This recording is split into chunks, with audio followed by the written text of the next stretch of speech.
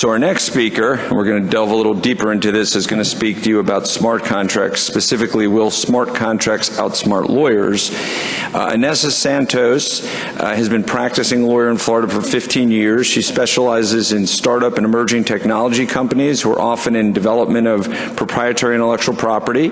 She's an adjunct professor at Florida A&M Law School. She's authored and taught a practicum on contract drafting. She's a distinguished mentor of Orlando's Technology Accelerator Program, the Starter Studio, where she often presents on matters pertaining to corporate structuring, venture capital, contracts, business development, and protection of intellectual property.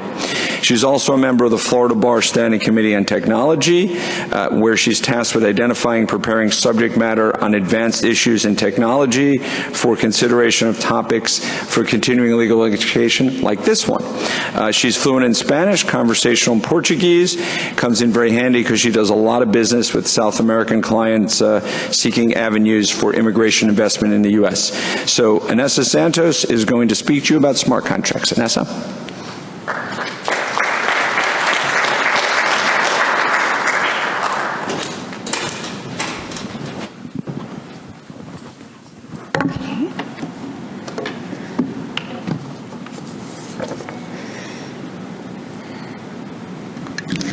All right, good morning, everyone. Thank you so much for having me. I am delighted to have this opportunity to speak with you today about a really important issue that is smart contracts that has just come into development within the past 5 or 6 years.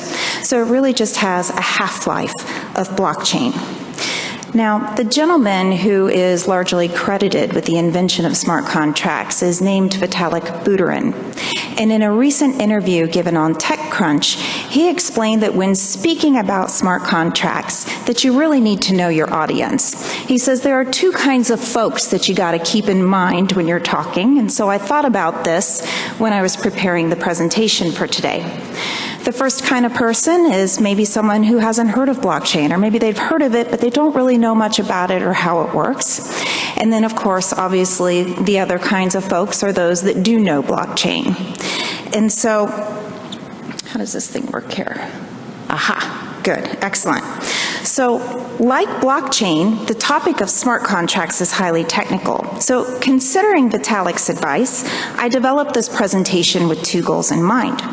First, I want to make sure that everyone here today leaves with a thorough understanding of what smart contracts are, why it is that they're important to you and you should care about them, and how your daily practice is likely to be impacted as they are increasingly implemented within the global marketplace. And 2, I wanted to develop out this PowerPoint so that if for any reason you need to refer to it later, the visual presentation can stand on its own without necessarily the associated speech of me standing up here for the next 50 minutes. And as you can see by the bullet points here, there is an incredible amount of information that I really want to cover, including, of course, a summary overview. I want to talk about the 3 primary smart contract-enabled blockchains, various use cases of smart contracts, which will hopefully touch upon the majority of the practices which are represented in the audience today. And so, if for any reason we run out of time and we don't have a lot left over for Q&A, I want you to know that in the last slide of this PowerPoint, I've included my contact information, my mobile phone number, my email address, my website, and I want to encourage each and every one of you, whether you're here today or even if you're listening to this online later, look me up if you have questions, if you have comments, if you need help, if you want to be put into contact with further information, I will be more than happy to assist you. Okay, so here we go. This is our big picture, our 30,000-foot view of smart contracts. If we were to look at this cohesively, a larger, zoomed-out definition, if you will, a smart contract is a software program. And as Scott Allen DeVoe described, it resides on the blockchain. Its smart contracts store programmed rules for the actual T's and C's, or terms and conditions, of a contract. It will automatically, independently verify and execute those terms that we have designated as lawyers upon a triggering event, like a condition precedent, for example. Like blockchain, of course, smart contracts are also traceable, transparent, irreversible, and they enable these trusted transactions to be enforced among parties who may have never even met one another and who could also be located geographically remote from one another. And it does so without the need for a central authority, a legal system, or any kind of an external enforcement mechanism. By eliminating the need for intermediaries like lawyers, brokers, title companies, and even court systems, smart contracts have the potential to be the reasoned solution to challenges that every one of us encounter in everyday transactions, which are common to government, finance, healthcare, real estate, insurance, supply chain management, identity theft, voting polls, and more.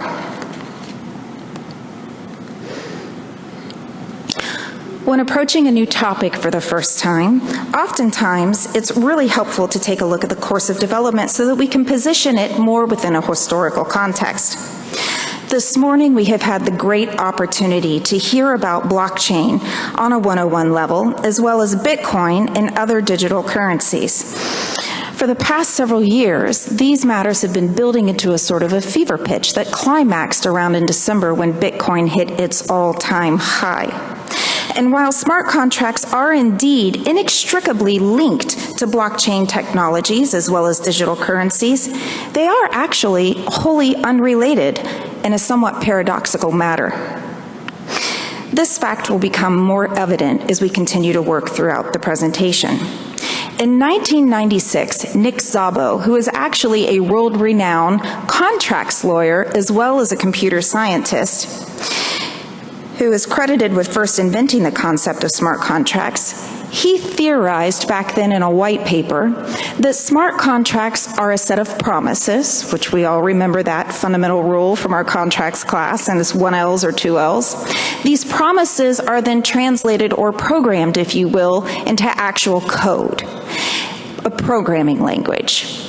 It would include protocols within which the parties perform on these promises, like conditions precedent and conditions subsequent.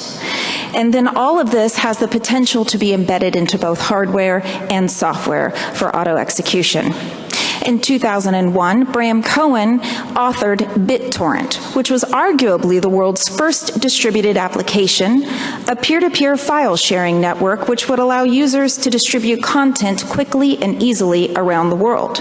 In fact, many of you may have sometimes come into contact with the use of some of these in the forms of the distributed applications Napster and LimeWire, which were fairly controversial in that they allowed a lot of folks to pirate entertainment media like music and movies.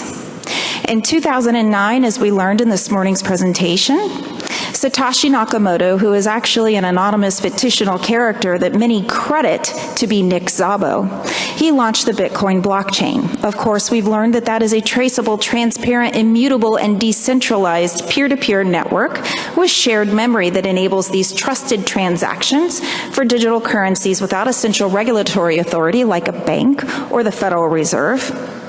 And then a few years later, when Vitalik Buterin was playing his virtual reality game, and there was a forced update in the middle of his game that changed the characteristics of his character, that was terribly upsetting to Vitalik, as he explains in his TechCrunch interview. He first came up with the concept of building upon Satoshi Nakamoto's Bitcoin blockchain, and he said, you know, I want to make a way for this to not happen. We've got to stop this. It's ruined the history of my game. And so he came up with the idea of how we can embed or enable, if you will, this idea of self-executing smart contracts within a new blockchain, which he named Ethereum. And this allows trusted transactions to be enforced among anonymous parties and remote locations, just like blockchain does, but with a much wider expanse of possibilities for usages. In fact, this was so incredibly disruptive that in less than 2 years, IBM lifted up his head and said, I think I need to start paying attention to this. So together with 30 founding corporate members, they partnered with the Linux Foundation and they built their own blockchain called the Hyperledger Fabric. And today, this blockchain is the fastest growing cross-industry consortium of business-to-business blockchain code bases.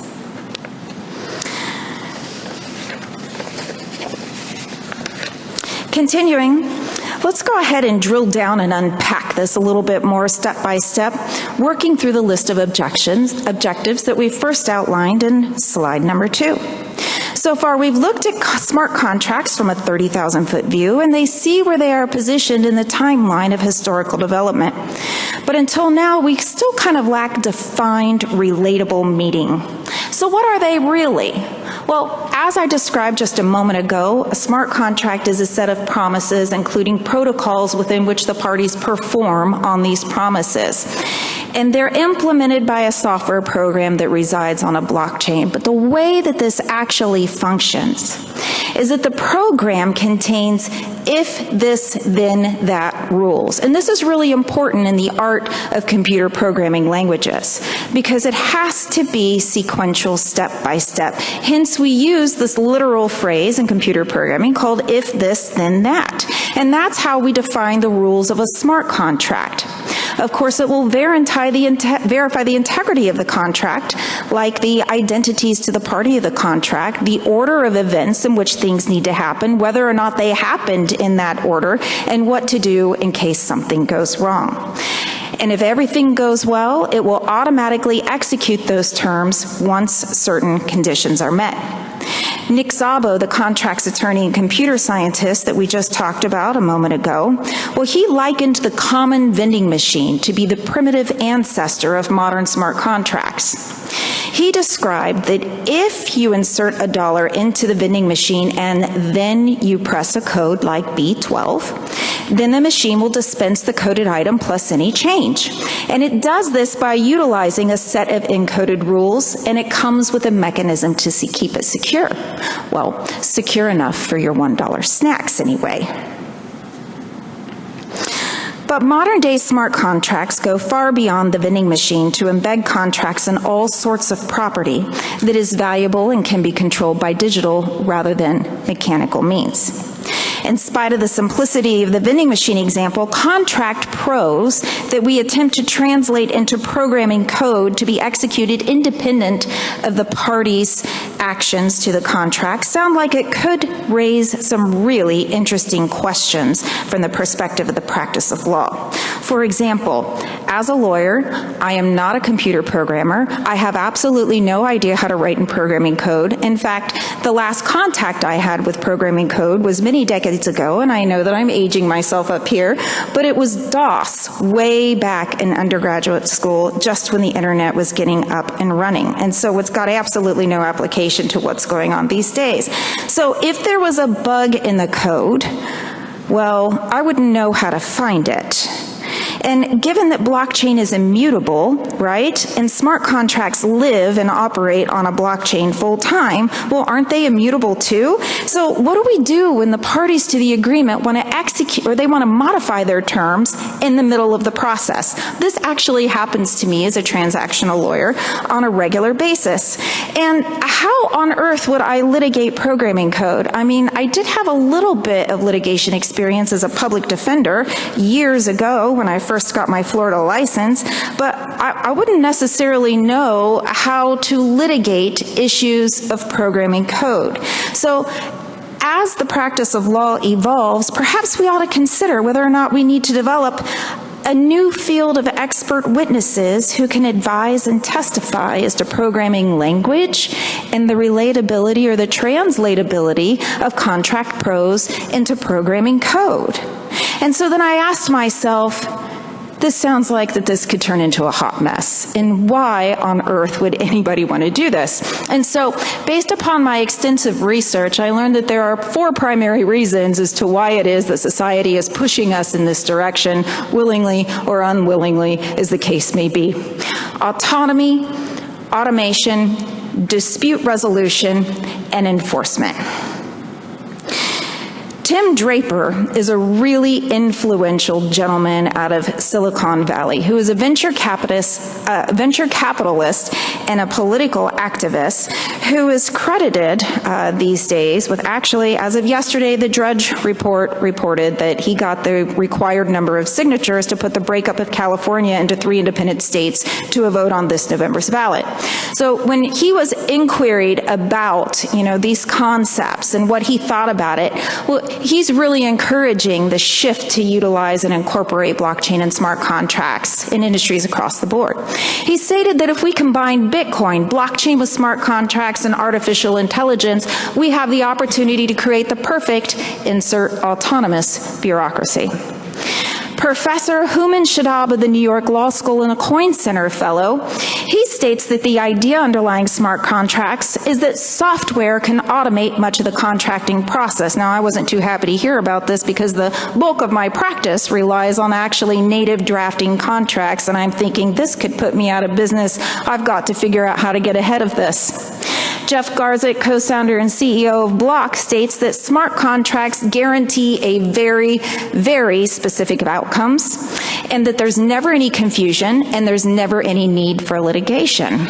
Wouldn't that be nice if my contracts worked out to be like that? And then finally, this has evolved to such a certain extent that even our U.S. Congress is paying attention. And in an economic committee report that was published just a few months ago in March, they recognize that with smart contracts, a program can actually enforce the contract which is built into the code. So as I considered the implication of contract automation by code in the context of Nick Szabo's primitive vending machine example, I began to wonder if there were instances of usages of this kind of technology in other areas of my life, and that perhaps this concept of smart contracts automation which was a little bit frightening to me as I was starting to walk up to it and thinking about the future of my own practice. I thought, well, maybe this is just some kind of a natural extension and I'm not going to be drowned after all. And so the short answer is yes. Smart contracts are already in operation all around us, but we don't always necessarily refer to them as such, well, because they often they operate obscurely from our physical interaction with them, and they most certainly are operating off the blockchain in most cases. For example, I use Amazon all the time. Every time that I make a purchase on Amazon, there's actually an extensive software system in place in the back end, and this is going to automatically communicate the details of my Amazon orders to the Amazon warehouse, to Amazon suppliers, to Amazon's relationships with independent shippers like UPS or USPS. And in fact, all of the players in the supply chain are on board with this program, and they have this agreement or a contract with Amazon in order to operate with them under the terms and conditions that have been written into the software.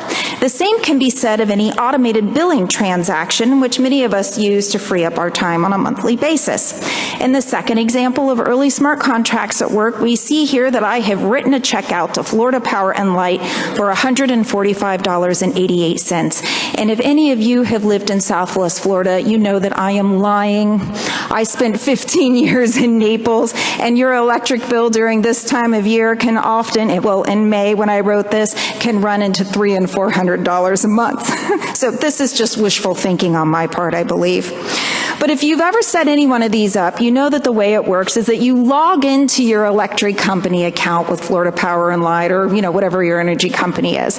And when you log into your account, there are some buttons that you can click, and you can decide whether or not you think you want to let FP&L have access to your bank account so that it can automatically deduct the amount of your outstanding bill on a monthly basis.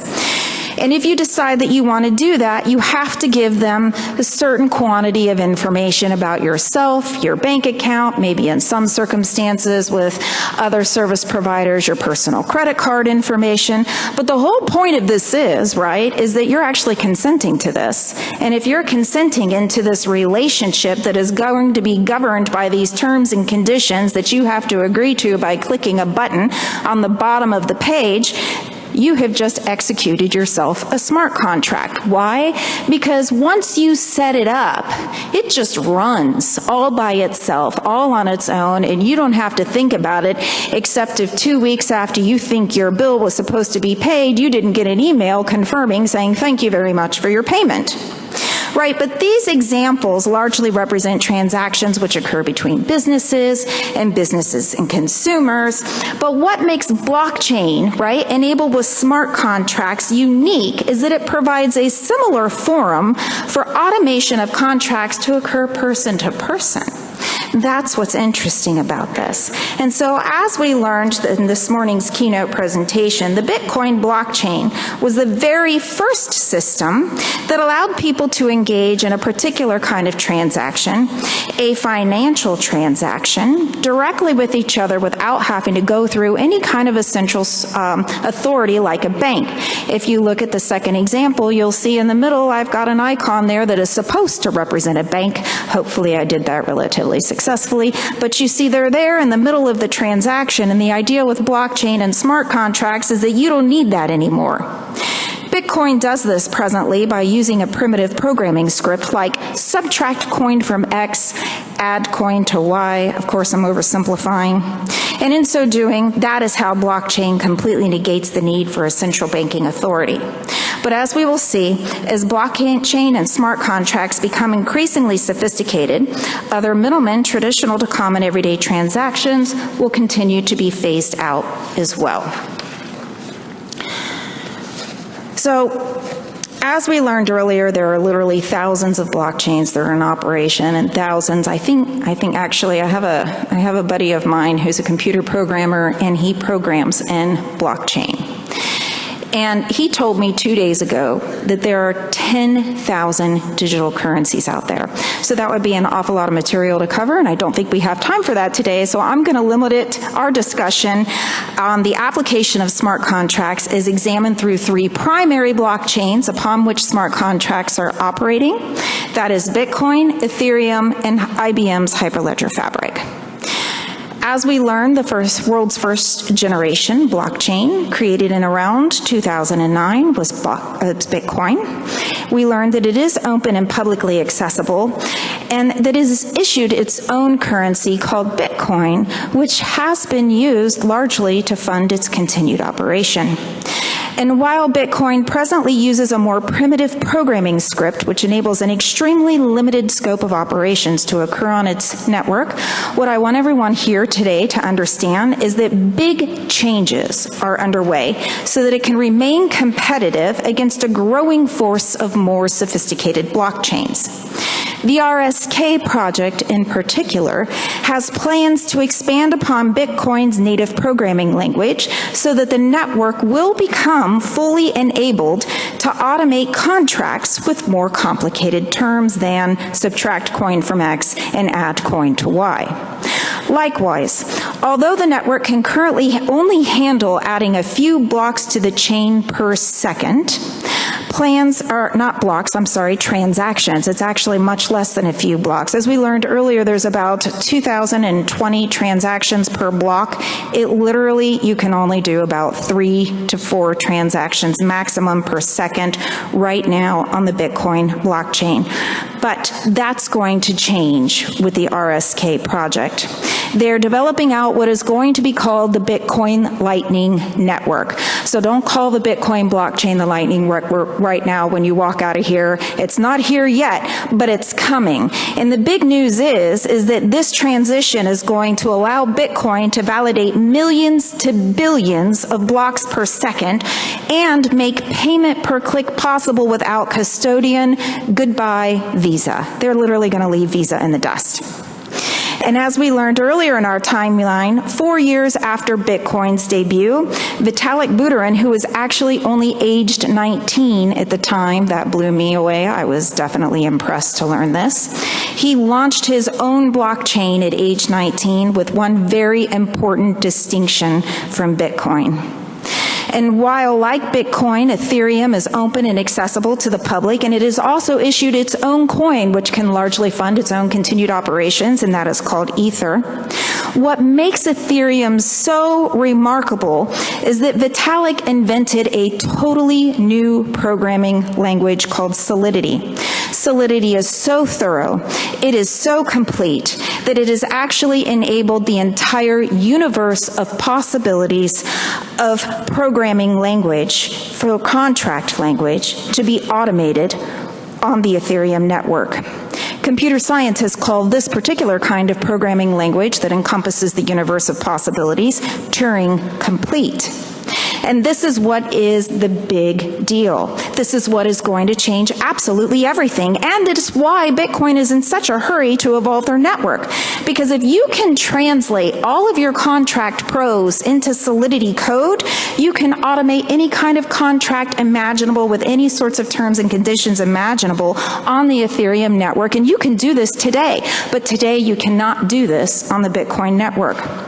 Not surprisingly, Ethereum's launch shook all of Silicon Valley, and big tech titans like IBM decided to quickly take notice.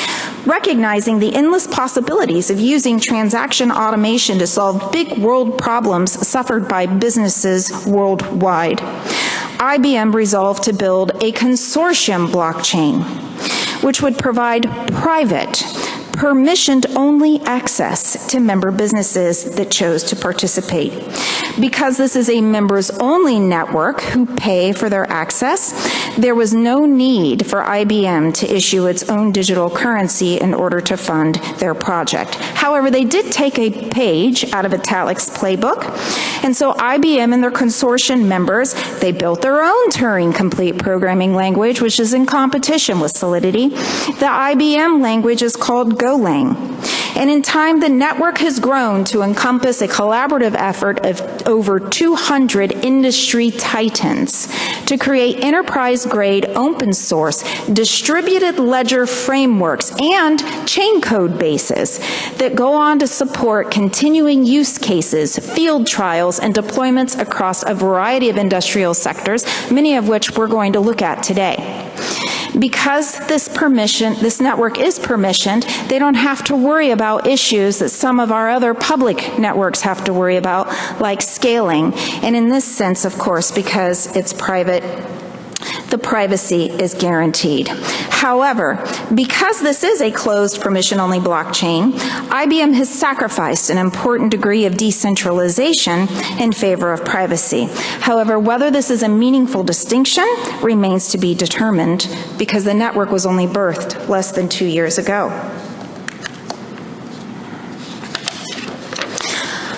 Okay. We're going to have a quick peek at what these contracts actually look like. In this slide, we can actually see a snapshot of a simple token being exchanged on the Ethereum network, and it's been written in the programming language Solidity. While there are a whole slew of other examples of Solidity contracts available online, unfortunately, they are so incredibly long, I wasn't able to condense them in order to fit them comfortably within a single slide. And so while reviewing the technicalities of this particular contract written in Solidity is wholly outside the scope of this presentation, I wanted you all to at least be able to get a look at one of these things look like. Because as business and consumer transactions common to everyday life begin to migrate to auto execution written in a programming language across various blockchain platforms, because remember there's so many of them, whenever a problem or a dispute arises and it needs the help of one of us to come in and get involved and resolve it, this is what we're going to have to work with right here. And I'm not really sure how to do that. And so it will be a combined efforts of all of us working together to figure out how it is that we are going to navigate this field as a group of lawyers going forward. What are we going to do when this goes wrong and somebody needs to sue somebody over it? And now that we've spent a good portion of our time identifying smart contracts, we've explained what they are, we've talked about how they function on a more technical level, and we've even gotten to take a look at one of them, we can now spend the rest of our time talking about real-world use cases. How is this stuff going to pop up in our practice? What's it going to look like? How is this going to change our personal lives as individuals, our clients' lives, and our practices as we go forward? Ascending a single step on the ladder of complexity, we're going to have a look at how a smart contract might govern a simple capital raise. In a typical raise where funds are escrowed until a certain amount is reached within a limited period of time, our contract can actually pretty easily at this stage, right, still be written in if this then that programming code. And of course it can also be augmented by certain protocols of what to do in various circumstances. So for example, our SMART contract in this particular example is written that if the funds are not raised or the deadline has passed, then the SMART contract knows that it needs to automatically return those funds back to the investors. Contrastly, if we are successfully able to raise the funds and the deadline has been reached, then we can send the investor or the investment dollars on out into the project. Other players in this scenario can potentially involve a bank that we need to use to escrow the funds if such funds are provided in fiat. But what's really interesting is that if the funds are going to be provided in Ether, right, and the smart contract is going to be carried out on the Ethereum network, then theoretically, the extraneous participants of having the bank and even an oracle to translate the communications among the participants would actually be not necessary to any of this. And so if we continue on and start looking at examples of usages and investment in retail banking, you know, I consulted a 2016 report released by Capgemini Consulting, which provided some really amazing information that I just wasn't even really able to fathom until I started getting involved in studying this stuff. They stated that in 2012, there were over 4 million faxes received by syndicated loan custodians as part of the loan process. I was really surprised to learn that people were still using faxes outside of the IRS. Capgemini expressed strenuously that this is a really expensive and time-consuming process, which we all know is prone to error and loss, and that in fact, the industry could wholly benefit from smart contract automation.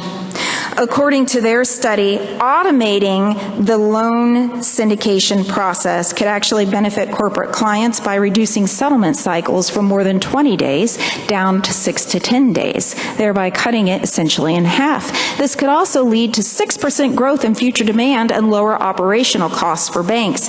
If we sort of apply this same mathematical analysis to the mortgage loan industry, hopefully, assuming that the banks aren't too greedy, some of these costs can be passed on to consumers in the way of savings of up to $1,000 per loan, and the banks themselves could realize $3 billion to $11 billion annually by lowering processing costs for loan origination. And in insurance and fraud, Capgemini cited an FBI study that unfortunately I wasn't able to locate, but I think Capgemini is a pretty reliable resource that I felt confident enough to repeat it here, that the total cost of non-healthcare related insurance fraud is $40 billion. I was shocked when I read that. I thought $40 billion, and it has absolutely nothing to do with healthcare. I didn't have any idea that it was that substantial.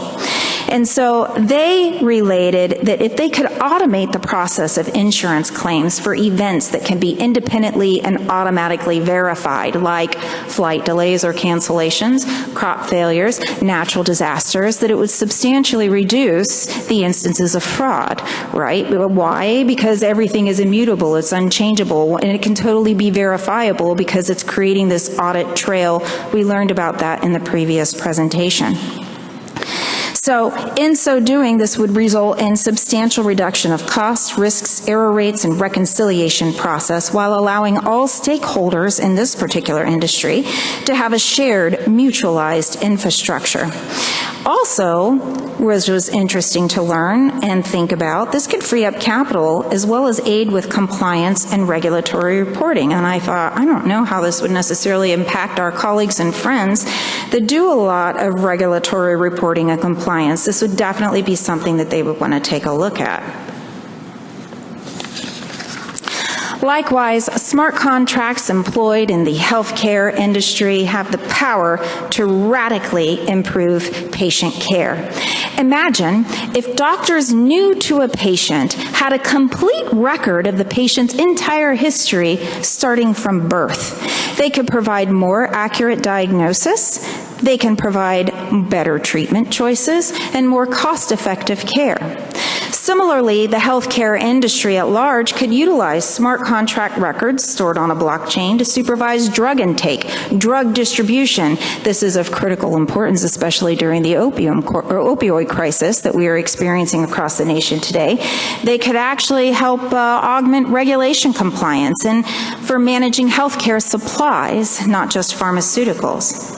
Congressional Representative David Schweikart works with institutions like MIT and the National Institute of Standards and Technology. He develops encryption standards that would protect the private medical data of Americans registered on a blockchain. And in a recent podcast issued pursuant to his work with the Joint Economic Committee, he stated that medical records have no value if they don't move with you. I think I've experienced that in my life. So think of if I could put my medical records on a blockchain, where just like on my phone, I could use my thumbprint and a password, and with a certain type of encryption, everything could be made HIPAA compliant. And now all of a sudden, I have my complete medical records and history with me, and you have yours with you, and we can all carry them around with us on our phone. Well, the U.S. Department of Health and Human Services agreed. They said, yes, this would be a very good thing if we could do this. So in 2016, they announced an ideation challenge requesting white papers examining how blockchain, augmented with smart contracts, could change health information technology. And the reply was overwhelming. They received over 77 submissions. 15 of them were incredibly spectacular and received awards. And so as all of us here today, or even listening online later, know, either as lawyers or just as people being patients in America's healthcare system, our healthcare records system is terribly and surprisingly surprisingly fragmented, given where we are today in the timeline of technological development. And it has also become frustratingly bottlenecked due to a lack of shared infrastructure or common standards being utilized among participants and stakeholders in the healthcare industry. Patient data should be encrypted on the blockchain, but only if it's only going to be accessible with a private key which links the patient's identity to their records. The patient could then choose to share their private key with new healthcare providers while the data remains encrypted to those who do not have the key. Patient information could also be redirected to the blockchain via APIs, and it could be processed by smart contracts, which other healthcare providers could directly query using the patient's key that they have chosen to provide. Smart contracts are also in the works to being utilized to increase food safety. Recalling how complex software systems are currently in place in order managing supply chain, warehouse, and shipping management of transactions involved in point-of-sale systems like those used by Amazon, during my research, I was really impressed by a detailed promotional video I found on YouTube, which explains how the combined efforts of IBM and Walmart using IBM's Hyperledger Fabric blockchain intend to revolutionize the food industry by the use of smart contracts. So the goal between IBM and Walmart was to provide a fully transparent and traceable food system from farm to shelf. This is an issue that they directly needed to address because, as I learned from the video, whenever there's a food event like an E. coli or a salmonella breakout, what Walmart does in response is they take, I forgot to move this on, I apologize. They take all the suspect food and they pull it from the shelves until the source can be determined. So it doesn't really matter if the food that they're pulling from the shelves is contaminated or not. If they suspect that it may have been involved in the outbreak, they pull it all. They have to pull it all. And they put it in the back until they can trace the source of the food outbreak. And by the time they're actually able to accomplish that, to figure out which food is contaminated and which one isn't, all of it, or most of it, will have perished, and this results in millions of dollars of losses to Walmart. I learned that each segment of the food system still operates independently, while some use papers and others don't communicate well to each other. And so it's not just about where the food has been, but what was done to it, how long it sat in the truck or on the shelf. And so this process involving the farmers, processors, transportation, and other industry stakeholders could be completely revolutionized if by automating the process of food from farm through processing and transport to shelf, then within seconds, you will know where the source of that food came from and whether or not it's potentially contaminated. So I want to move a little bit faster here because we're running out of time. I also saw a really interesting promotional YouTube video put together by IBM and Maersk, of course, utilizing their proprietary Hyperledger Fabric blockchain. I learned that in just the last 62 years, the shipping container was introduced, and in that short period of time, we now enjoy 90% of our goods having been carried in the global shipping industry, right? So just sort of plowing through this a little bit more quickly and getting to the point, nobody talks to each other in the shipping industry just like nobody talks to each other in the healthcare industry, just like nobody talks to each other in the food care industry. You got folks using paper, you got people using fax machines, right? And even if they do employ any kind of a technological systems, they're not communicating and transferring the information. They're incompatible, wholly incompatible. And so when IBM and Maersk did a test, they put some flowers on a boat from Kenya to Rotterdam, and they found out that it resulted in a stack of nearly 200 communications. I was shocked in 2018 that this is still how we are operating largely on a global basis. And the World Trade Organization decided that, you know, we could do something about this, and looking to IBM and Maersk working together to revolutionize the industry, that if we can automate all of this with smart contracts, it would streamline the entire process, and this would reduce delays of perishables moving through the various ports and points of customs and the people that are touching the paperwork along the way. It would create a secure data exchange and an entirely tamper-proof registry so that there would be no opportunity for fraud or people asking for payments illegally in order to ship the goods, and it would all be trackable and traceable so that information about where your flowers are available in the very second that you need it. And real estate. Now, this is something that I think we can all relate to, if not in our practice, as maybe home buyers or leasing a place. Real estate is where this is really going to revolutionize and disrupt the way that we do business. So in my research, I found this company that is just emerging, and it's located in Silicon Valley, and it's called Proppy. And it's really just kind of blew my mind when I learned what they were doing is they have put together a joint effort with the state of Vermont and Chittenden County. And in so doing, they made the first actual successful conveyance of real estate, and they recorded it on the Ethereum blockchain. And you can see the hash ID up there in the deed, the signature page of the deed that I actually provided for you all to look at. And so what's really interesting about this is that the entire title verification and transfer process, if any time you need to look up the chain of title for this particular piece of property into the future, it's going to be reduced from weeks to seconds. You will have that in your hand. And for this reason, we're not going to need title companies anymore. Theoretically, anytime this property is ever purchased or sold ever again, if it is done so on the Ethereum network, you will know what the chain of custody of that title is in seconds. Title companies are no longer going to be necessary to our real estate transactions shortly into the future.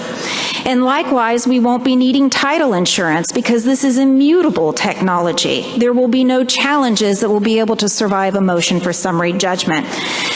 This will maintain anonymity and financial confidentiality while providing secure paperless transactions, and it can also streamline cross-border leases and sales. It can also unlock access to markets for a whole new range of global capital sources. So if you go to Proppy.com today, you will see that they have a variety of properties that are listed around the globe. They're operating in many other countries as well. And what's really cool is that you can actually purchase your Proppy property using fiat or digital currency because they've got a third-party relationship with an exchange company that will fix that up for you. And so if you take nothing else from this presentation today that I've got here for you, what I really want you to walk away with is understanding that there is actually no better example of how the utilization of smart contracts on a blockchain can completely disrupt an entire industry within a matter of years.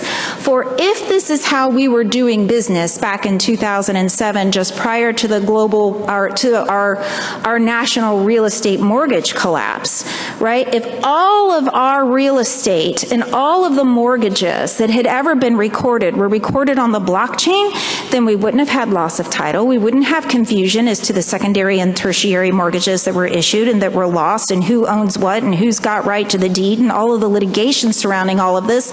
None of it ever would have happened, and the entire mortgage crisis of 2007 could have been entirely avoided. So while it might be interesting to turn our attention away from these innovations in favor of leaving it to someone else, we definitely got to take a good hard look about how these technologies are going to impact our practices so we can get ahead of it before we're left behind. Smart contracts and governance is a thing. So we all heard about the initial coin offerings, and everybody's all excited about them, and you want to get in on the ground floor, and hopefully you're going to make a lot of money when the value of them goes up. And, you know, suddenly that just kind of all disappeared. Why is that, right? What happened to initial coin offerings? Why is the Securities and Exchange Commission regulating them as securities now? And it's all because of something called the Genesis Dowel hack. A decentralized autonomous organization is an organization that exists only on the internet, right? It exists everywhere and nowhere simultaneously. Therefore, it is not subject to any kind of jurisdictional regulations or laws like, say, a limited liability company in the state of Florida would be governed by Chapter 605 of the Florida statutes. That can't happen with a Dowel because it exists everywhere and nowhere at once. But the members who purchase either coins or tokens, depending on how it operates, are members or stakeholders, shareholders, depending on how you're likening it, and they've got voting power to determine how it is that that organization is going to spend. The Genesis Dowel failure pertains to an instance that occurred in May of 2016 when Slockit launched the world's very first Dowel, and when they did it, they raised $152 million in Ether, representing 14% of all Ether that had been distributed up until that time. And within 1 month, hackers discovered a flaw in the programming code, right? And they were able to steal $50 million in Ether, but because the programmers were at least smart enough to put in a 28-day waiting period before the hackers could cash out, it gave them an opportunity to make a hard fork, return the funds to the investors, and the SEC took notice. So they began to get involved, they took a hard look at this, and they said, I don't think so, we're going to regulate these puppies as securities, and so the ICO industry dried up. But since then, of course, we've got a few new startups that have learned how to capitalize on this, like Dash, Aragon, Colony, and Wings. And if you're interested in that, I would encourage you to have a look at them at a later time. The final example that I wanted to supply about how smart contracts are going to affect our practices and involve our lives involve the asset protection area. And so going back to the vending machine as the primitive example, we know that we can utilize smart contracts, right, embedded into hardware and insert it into property to give control over that particular piece of property to either a lien holder or an owner. So like, for example, if you had a smart contract embedded into your vehicle that you had purchased together with a loan and you failed to make payments on that loan, literally the smart contract could shut down the operation of your vehicle, and if it is an autonomously driving vehicle, it could actually drive itself back to the bank. That could actually happen, and a lot of people are already working on that. And we're going to skip this slide on the summary benefits since we're short on time, and we're going to continue to legal challenges and how it is that the tech industry, in spite of their best efforts, are not going to get rid of us, at least not yet. So what I really want to focus on here is this continuum of the ease of human-computer readability and prose to code continuum, right? I'm just going to skip to that part super quick.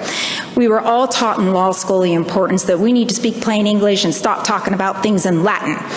And that is definitely important when I'm reducing my clients' agreements to a contract. I want to make sure that I have adequately captured the meaning of the minds.